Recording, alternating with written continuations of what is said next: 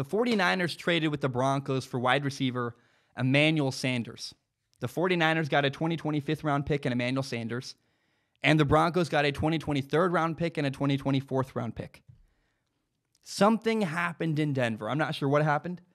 John Elway said that, he's a general manager of the Broncos, said that the trade was good for the Broncos.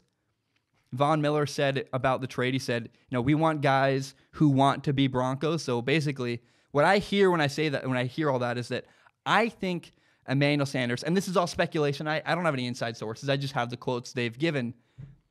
I think Emmanuel Sanders wanted out of Denver. He wanted to win games. He was unhappy. I don't blame him. He had Joe Flacco as his quarterback.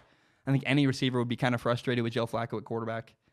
And, look, when I watch film, I see a lot of opportunities where Joe Flacco just misses by a lot. It's probably really frustrating for his receivers when he's throwing the ball and it's nowhere near them. Look, Emmanuel Sanders is 32 years old. The prime of his career has come to an end, but he still has some good moments left in the tank. This year he has 367 yards receiving, 30 catches, 2 touchdowns. And I sent the film over to my friend Nathan Hawthorne. Nathan Hawthorne, I've said it before, I'll say it again. He's a Division I receiver. He's like a brother to me. I love him. He's really good at analysis. And I love his analysis of receivers. I trust him. So these are Nate's notes on Emmanuel Sanders. Now, when the 49ers made this trade, a lot of people said it would hurt 49ers receiver Marquise Goodwin the most. Goodwin is their leading receiver. He has 181 yards and a touchdown this year. He's a speedy, deep threat. Now, unlike other people, Nate actually thinks that Goodwin and Emmanuel Sanders are a really good pair together. Goodwin can blow the top off and run deep, while Emmanuel Sanders can play the role of a veteran receiver who runs great routes and gets open. The two complement each other really well. Sanders is explosive and quick. Linebackers and safeties struggle to guard him. And Emmanuel Sanders is also very self-aware. He's a smaller receiver, so he has to be patient at the line of scrimmage. That allows him to get really good releases and get open downfield. He runs really good, really smooth routes. He makes it difficult for defenders guarding him to know where he's running. He doesn't telegraph anything. He doesn't tip off where he's headed, what direction he's going. And he's really athletic. He can make some really big plays. He's got some great catches with really, really good hands. And he's a nightmare to cover one-on-one because he's fast and he's smart. From talking to Nate, Emmanuel Sanders, is athletic, smart, fast. He's got good hands. I personally have no doubt that the 49ers are going to use Emmanuel Sanders really well.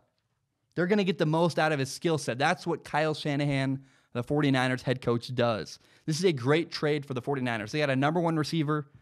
It's good for Emmanuel Sanders. He's now on a good team. I think he'll be happier. He's with the 6-0 49ers. And the Broncos got rid of a guy that they had problems with. I think in hindsight, looking back on this trade, I think it's possible that the Broncos I don't think they'll regret it, honestly. I think they got rid of a good player, but it sounded like Emmanuel Sanders wasn't going to do anything positive for the Denver Broncos moving forward. I think it's good for everybody. Everybody wins here.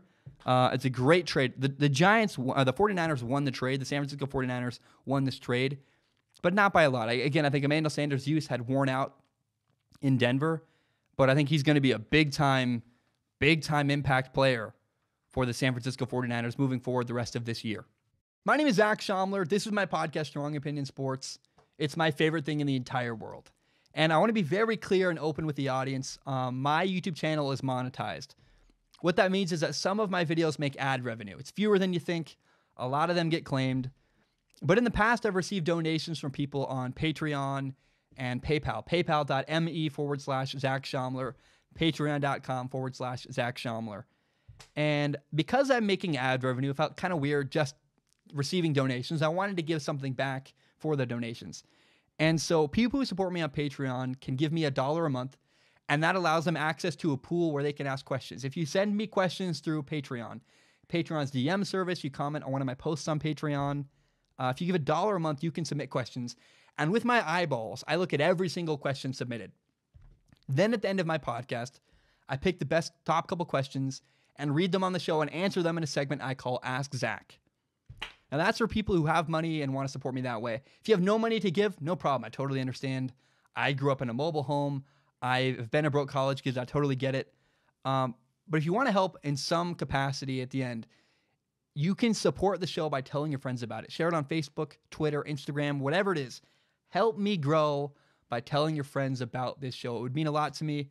If you believe in my dream and you believe in this show, tell your friends about Strong Opinion Sports. Guys, my name is Zach Schaumler. Thank you so very much, and hope you have a great day.